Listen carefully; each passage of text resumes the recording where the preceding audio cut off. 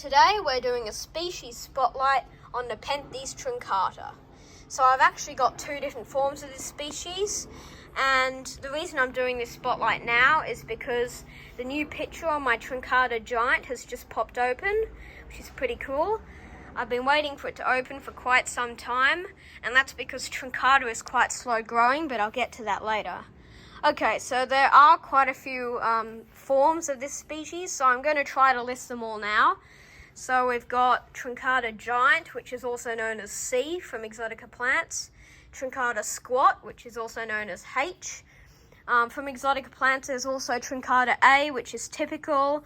Truncata D, which I don't know much about. Then there's Truncata G, which is sort of a smaller, more brown clone, but it's still nice.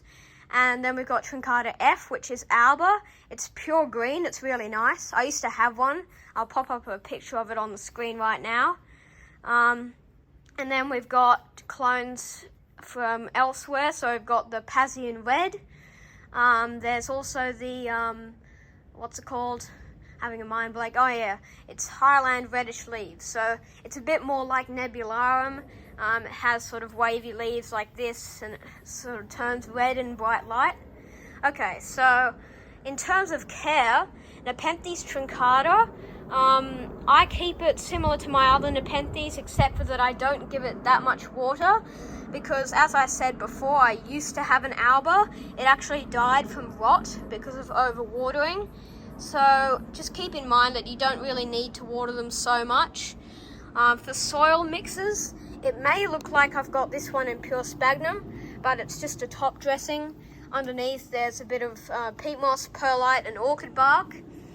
Then we've got a Truncata in pure sphagnum and perlite. I only put it in that because I thought it would be more accustomed to sphagnum moss because it was from Exotica plants. They grow their plants in what seems like 100% pure sphagnum, but I really have no idea. So in terms of light, if you're keeping your Truncata outside, I'd recommend putting them under some sort of shade because they do get burnt. Here's a little bit of burning because this leaf is closer to the edge.